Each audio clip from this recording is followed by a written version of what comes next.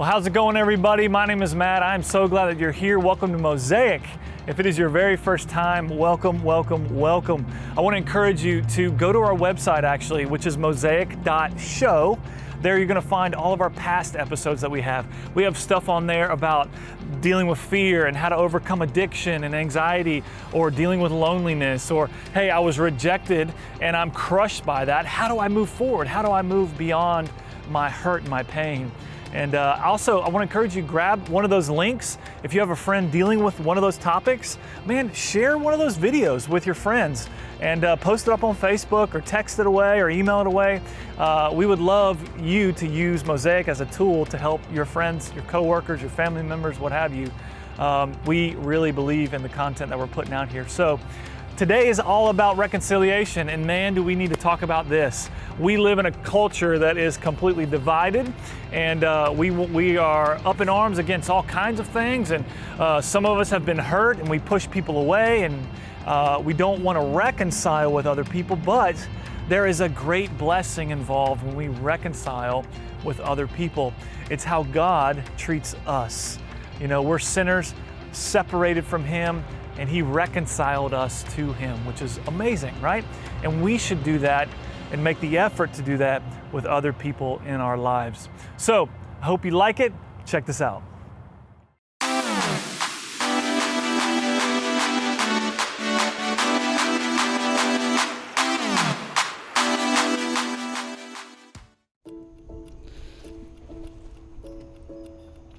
Oh, all right, far enough. That's far enough. I got it. So, sorry, I had to get that train stopped. It was just going to take me a second. So, I forgot to take my vitamins this morning, so it took me a little longer than it usually does. But today we're talking about reconciliation. Now, why are we talking about reconciliation out here for train?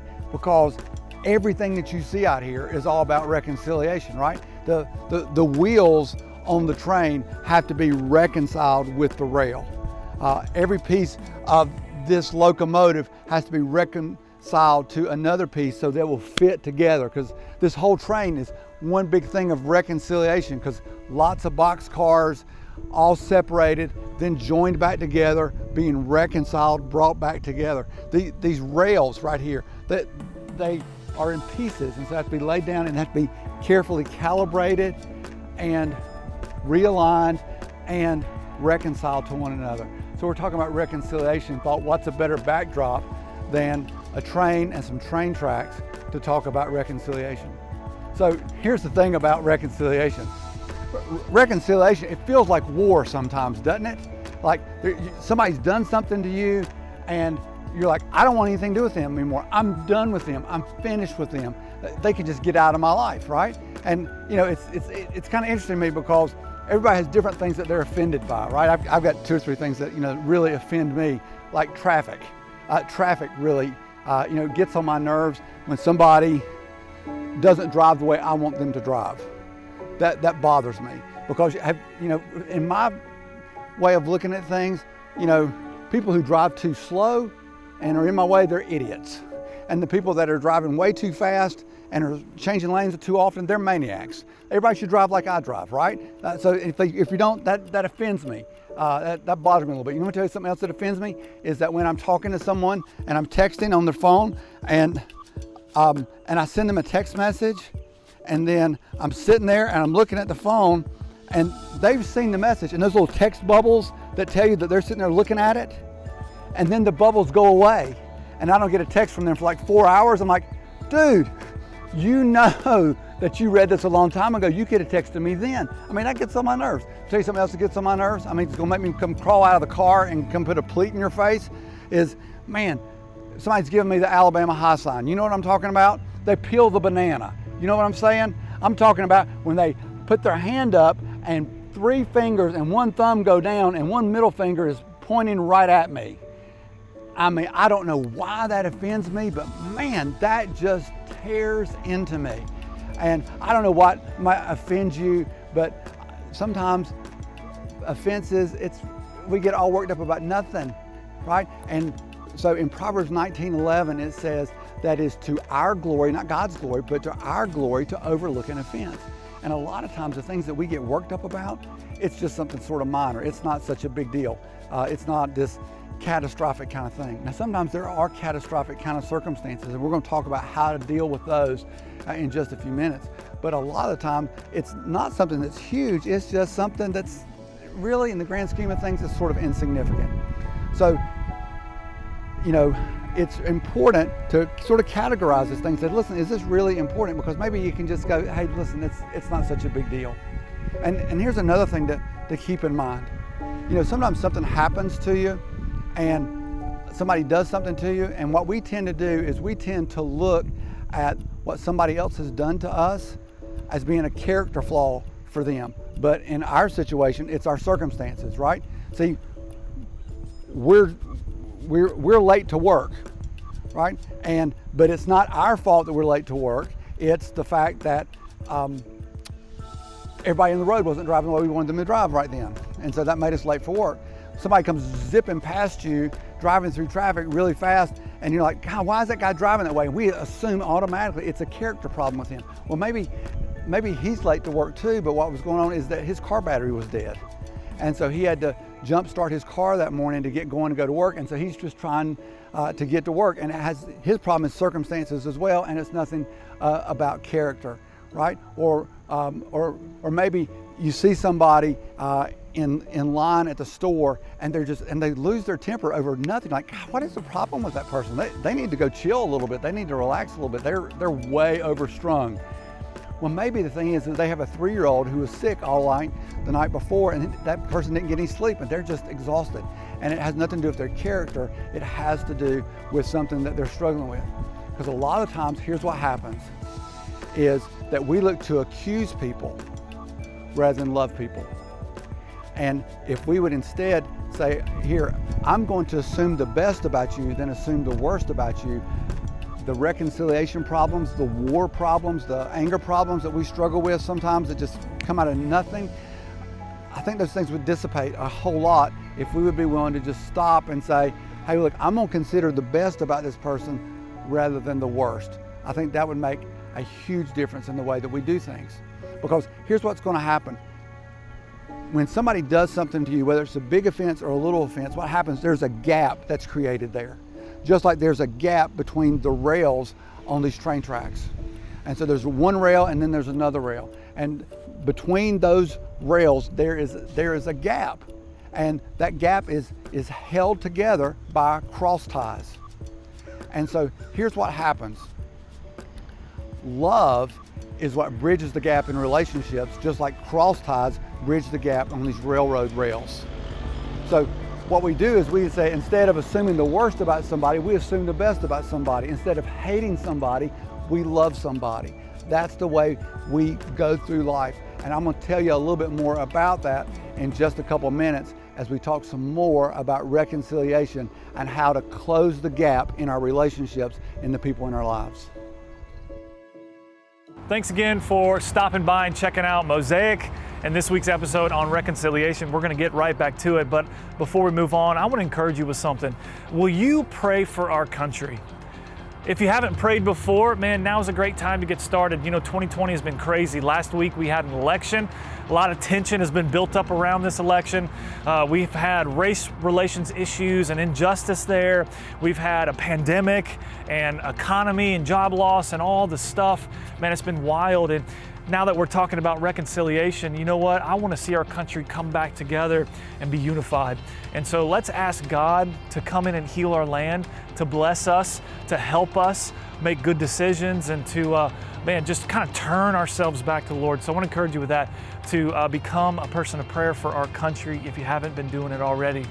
Hey, also, I want to encourage you, if Mosaic has been a blessing to you and you've been encouraged by Mosaic and maybe you want to get involved and help us spread the word and keep Mosaic going, I want to encourage you to maybe think about financially supporting us and helping us move the ball down the court, so to speak. And it's very easy to donate to Mosaic. All you have to do is go to southcrest.church/give. And once you click on the Give Now button, you'll see a drop-down menu, and there will be an online campus menu option that you can give to, and that's Mosaic. This is what we do. And again, we are hearing stories all the time about how Mosaic is helping people. And if you want to be a part of helping people in our community and around the country and around the world, man, Mosaic would be a great place to get involved. And so again, thank you if you have already given and have been generous to it. We're thankful for that. Now, let's get back to the show. Hope you enjoy. So let's talk a little bit about reconciliation. You know, there is a passage from the Old Testament section of the Bible that is as good an illustration of what reconciliation can look like as anything that I've ever seen. And so I'm going to try and cover about 70 years of time in about 4.5, 5 minutes. So let's see how this goes. So there's a guy named Joseph, and he's the youngest of a whole bunch of brothers. And his father says, "Hey, Joseph, you're my favorite." And so he gives Joseph a special coat. Well, the Bible says a coat of many colors. It may mean that it was something besides beige, because, you know, a long time ago, you basically had two colors. You had beige and you had dirty beige. So regardless, he gets this coat, and his brothers become very jealous of him. And he says, so his brothers become so jealous of him that they throw him into a pit. They're going to kill him. And then one of his brothers says, whoa, whoa, let's don't kill him. Instead, let's sell him into slavery. Like that was a giant improvement over being killed, right? So anyway, they do. And so they sell him into slavery. And so he goes from the land that he knows where he grows up, and he goes to Egypt where he becomes a slave. And after a period of time, he is made to serve as a house servant for someone in the Egyptian government. And that man's wife makes a false accusation against Joseph, accuses him of something he doesn't do. So Joseph gets thrown into prison for 13 years. And right there, just stop for just a minute, because, you know, almost everybody has got some things that have happened in your life, and you're like, God, why did this happen? God, why? I mean, here's a guy, he's probably 14, 15, 16 years old, and all of a sudden he was a slave, and he's in Egypt, and then he's in prison. And I mean, how does this happen? And you figure that Joseph has to say, God, why is that going on? And you may have something that's happened in your life because of something that somebody did to you. Because Joseph didn't pull this onto himself. It was his brothers that did this. And you go, well, why would God let that happen? And maybe you have the same question. God, why would you let something like has happened to me in my life happen to me? And here's the thing, and this is really hard to hear, but sometimes God allows things to happen in our life to shape us for what He's got for us in the future. And so sometimes we have to trust Him even when we don't understand why. Because God's plans are always perfect, God's plans are always better than our plans, but sometimes we're not going to understand His plan. So Joseph, he's in jail for 13 years. And think not like a prison like we would think of with cable television and you can lift weights and you can go outside and you can have a decent meal. But no, think about being thrown into a hole in the ground for 13 years. That's basically what an Egyptian prison was. And so you're exposed to the elements all the time. It's a miserable life. So he's probably at this point, he's in his early 30s, right? And he gets set free from prison. And the Pharaoh of Egypt gets to talk to him for a few minutes because of a set of circumstances that you can see God working in behind the scenes. And it turns out, because God gives him the ability to interpret dreams, that Joseph becomes the second in command, the prime minister, if you will, of Egypt. And as prime minister of Egypt, he makes decisions that save the whole Egyptian empire. And so it turns out to be a remarkable thing that is happening in the life of Joseph. And then through a series of circumstances, his brothers, the one that had thrown him in the slave traders' hands years and years ago, they come and see Joseph. Now, they don't recognize it's their little brother, but Joseph recognizes that those are his big brothers. And so he's got the opportunity right there. Is he going to hate them? And is he going to create a bigger divide between them? Or is he going to forgive them? And the passage in Genesis chapter 45 talks about that he looks at them and he makes a decision that he is not going to let a gap exist between them, that he is going to fill in the gap with love. Although all that he knows from them, all his memory of them, is that they hated him and wanted to get rid of him, and that they were jealous of him and they wanted to punish him and make his life miserable as they possibly could. They even wanted to kill him. That's his last conversation with them. He says, I'm going to fill the gap with love. I'm going to be reconciled with them. See, because the word reconcile comes from two words. It's from conceal and the prefix re. So you put those words together, reconcile, and it means to bring together with force. Because when you need to be reconciled with someone, it's not going to be easy. And it says in Genesis 45 that Joseph makes the decision that he is going to be reconciled to his brothers, that he is going to be close to them again, even though it's going to be painful for him. And even though he didn't do the hurt, he said, I'm going to fill in the gap with love. Because what's love? Love is being willing to lay down your life, lay down your agenda, lay down your plans, lay down your motives for someone else. And if you're willing to do that, to say, I don't want this gap that exists between me and someone in my family, between me and my old business partner, between me and my ex-wife. If you're willing to say, I want to close that gap in with love, if you'll come back for our next segment, I'll tell you how do you close that gap with love and how do you begin seeing the best in people instead of seeing the worst in people. Because if Joseph could be reconciled to his brothers after all the pain and hurt and heartache that he endured, the disappointment, the frustration, what is my life going to turn out to be? God, why did you let this happen? If that can happen in Joseph's life, it can happen in your life too.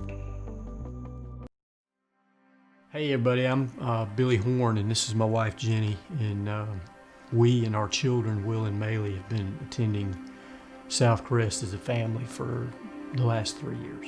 We were married on January 13th of 1996, and so it has been, a long time that he and I have been together in this little journey. Satan loves to whisper to us little lies in our lives. He does. He loves to tell us things that are so untrue. And the problem with those lies is that they quickly can become labels that we wear, like a sticker, hello, my name is. And those labels you just wear. And unfortunately, those labels can eventually become liabilities. And with our marriage, those labels that I certainly believed became liabilities, so much so that it destroyed our marriage. And in October of 2016, my sweet husband came home, and I just knew. I knew. The man that walked in the door was Billy Horn. His name was Billy Horn, but the man I saw, I didn't know. And that night, he told me that he didn't love me and that he was leaving, and he did. And before he left, before he walked out the door, he did sit down with our children. We have 2 children, and William at the time was 16, and Maylee at the time was 14. And he explained what was happening. And when they walked away, my wise 16-year-old said, Mom, we haven't been a family in a long time. It's been like 4 people living in this house. And so they understood, and they were compassionate and very understanding. And we walked through the next year of our lives together. For whatever reason or reasons, at that point in my life, I'd become very discontent, very, angry, selfish, prideful, probably a bunch of other stuff too, but I moved away from God, frankly. I did it. And it was, didn't do it on purpose, but it just happens. That's the way it happens, right? It just happens sometimes. The simple truth of the matter is that my guard was down, and I entered into an extramarital affair, which went on for some time. And we separated during that time. I determined that, again, incorrectly, but I determined that I just didn't want to be married to Jenny anymore. And we did get divorced, legally divorced in early September of 3 years ago. times. During the time that we were actually just separated before the divorce, I was a member of Southcrest. I had been going there with the children for about a year or two, and I really found a home there. I felt comfortable there, but I was one of those back row people. I came in, I snuck in, I sat down, and then I left. And then an opportunity came up for me to join a Bible study with Southside. I did not know these women at all, and there were 5 women, and I met for the first time at their house, and I walked in. Like I said, I didn't know them, and our first study was War Room. How appropriate. I mean, it couldn't be more appropriate. If you have seen the movie or done the Bible study, you know exactly what that was. And so at the time when Billy left in that October, I had just started that Bible study, and I set up my war room. I prayed, and I journaled, and I begged God, and I talked to God a lot about that. I just was like, I tried to control it, because it's a little bit of my nature is to try to control things, to be in charge. And I quickly realized that trying to control God is something that you cannot do. And that, honestly, the only label that I needed to be wearing at the time was that I was a child of God. I needed to put that sticker on, hello, my name is, I'm a child of God. And I needed to allow my heart to open and really be circumcised and really allow the Holy Spirit to work in me. And so my prayer changed. And it was no longer fix this and I'll do that, or fix him and I'll do this. It was reveal the truth. God, please just reveal the truth and allow that truth to work through us and allow us to be healed. And on August 26th, 2017, he did just that. The burden was heavy, and it just kept getting heavier and heavier and heavier. And finally, it broke me. It just broke me, and I did exactly what she said. I just finally came clean. I told the truth. Before it was, deny, or make excuses or whatever. I finally just came clean and told the truth, and that conversation understandably didn't go very well. But some time went by, and we had another one. And she came to me and she said, "I forgive you," and she was sincere. I knew it. She really did. And that shocked me. It shouldn't have, because Ephesians chapter 4 tells us, or teaches us, that we are to forgive each other.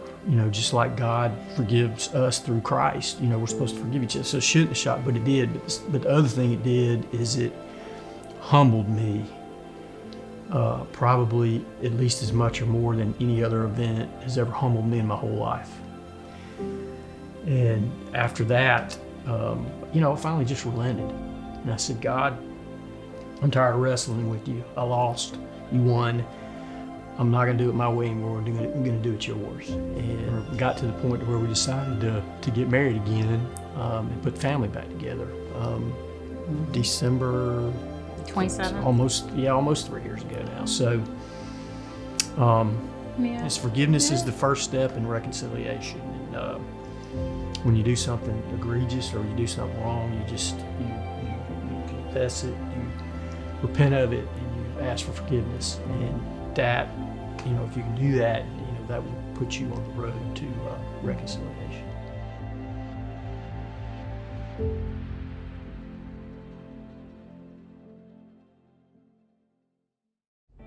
So we may never know what God's plan really is this side of heaven, but we know He's got a plan, and we know we can trust Him because His plan is always going to be best.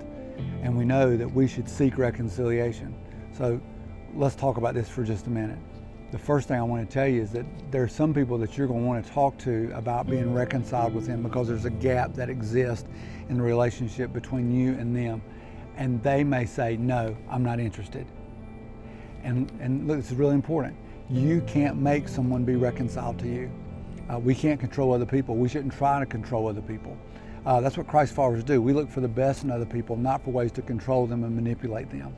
And so the opportunity exists for us to say, I want to close this gap that exists between us. And from my side of the equation, what I'm going to do is I'm going to cover this gap with love. That's what I'm going to do. That's my opportunity to do that. The other person may not want to be reconciled to you. You may, but the Bible says that what we can do, as much as it depends on us, we should be reconciled to everyone. So do all that we can do to restore, to repair, and renew that relationship by closing that gap with love. You know, it says in Proverbs 10 verse 12, it says that hatred stirs up strife, but love covers any offense. And of course, Jesus modeled that for us when he extended himself out on a cross, gave up his life sacrificially for us, saying that he would cover with his love for us the offenses that we had committed against God. And so there's an opportunity for understanding of what reconciliation looks like. So really, the conversation that you're going to need to have with someone about reconciliation, I would love to say it's going to be easy. Most of the time it's not going to be. It's going to be difficult, and it's going to require some patience.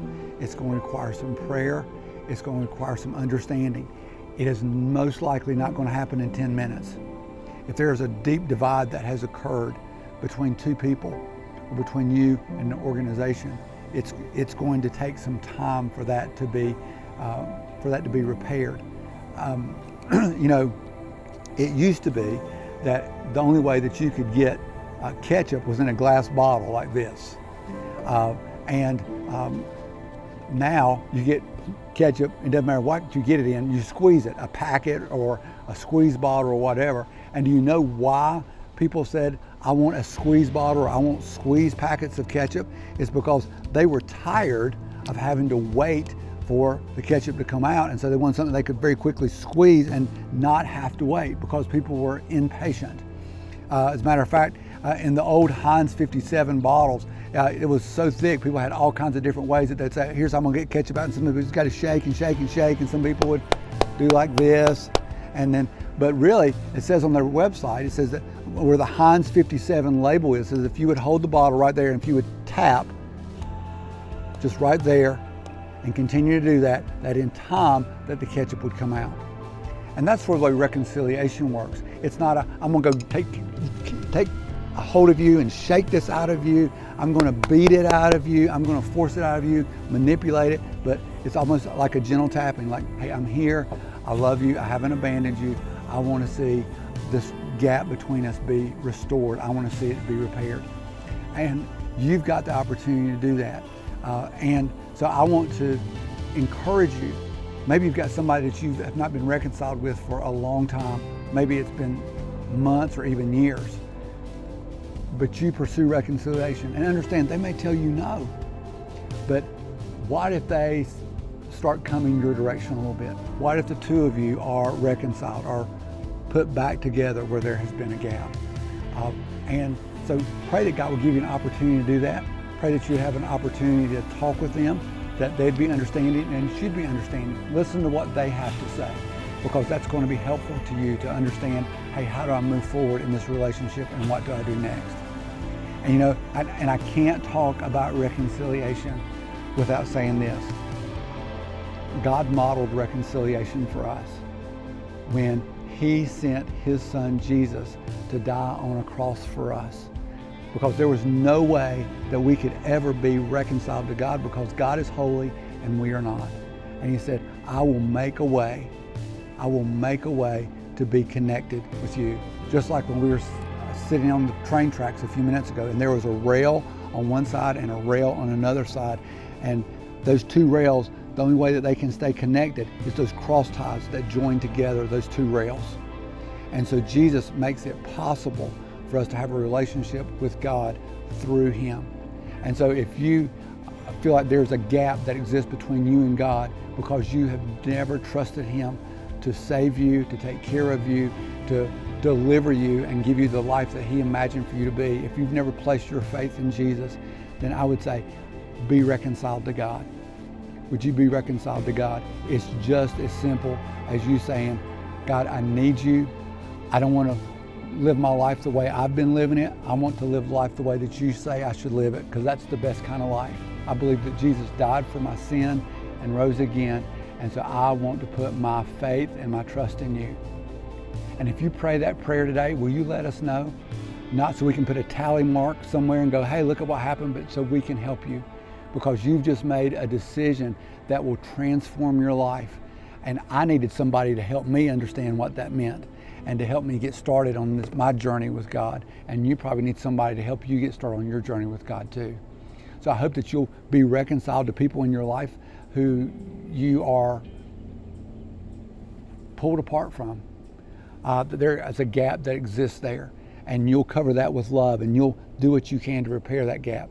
And also, if you don't have a relationship with God through His Son Jesus, that you'll be reconciled to God, because He has already demonstrated and proved that He's willing to cover that gap with love, and all you have to do is acknowledge your need for Him.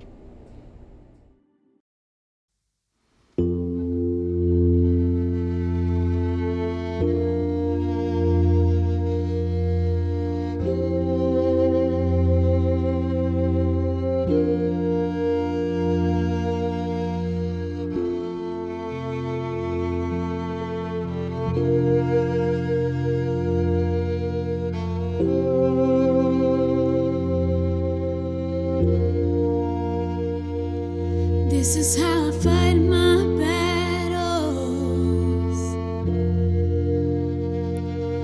This is how I fight my battles.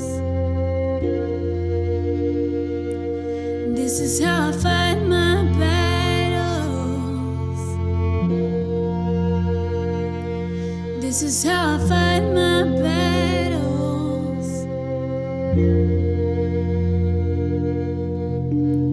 It may look like I'm surrounded, but I'm surrounded by you. It may look like I'm surrounded, but I'm surrounded by you. It may look like I'm surrounded, but I'm surrounded by you. It may look like I'm surrounded, but I'm surrounded by you. This is how I fight my battles. This is how I fight my battles. This is how I fight my battles.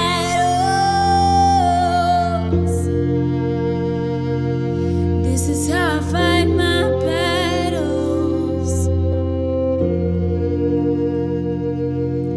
Oh, it may look like I'm surrounded, but I'm surrounded by you. It may look like I'm surrounded, but I'm surrounded by you.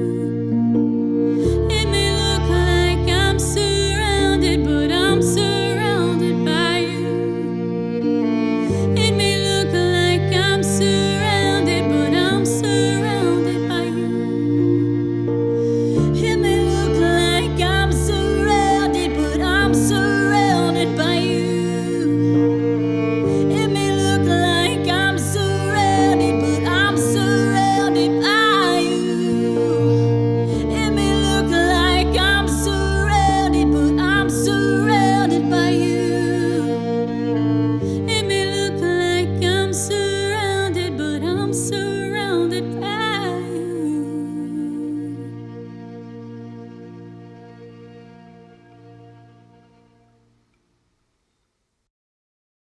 Well, that just about wraps up our episode on reconciliation. We really hope you enjoyed it. I want to encourage you to use this as a tool. Maybe there's some people in your life that you have been separated from or distanced from because of who knows what, hurt, pain, difficulty. We want to encourage you to go and reconcile with those people. I promise you, it'll help you, it'll be a blessing to you, and it'll be a blessing to them as well. And as always, if you have further questions about your relationship with Christ or how to get into Christian community, or you got a question about the Bible, shoot us an email. We would love to talk to you a little bit more about that. Our email is hello@southcrest.church, and myself or one of our pastors, we'd love to talk. We'd love to get in touch with you and help you out and point you in the right direction. Also want to encourage you, jump on social media and become one of our friends there. You can follow us on Instagram, Facebook, and Twitter. Let's strike up a conversation and let's get to know each other a little bit, all right? Next week, we have an amazing episode as well. It's on forgiveness and how do we forgive. And we're so excited about releasing this one. So invite a friend, man, share this episode with your friends, coworkers, your family members. Let people know that you're watching Mosaic, and we can't wait to see you next week. Man, y'all have a great day, and we'll talk to you soon.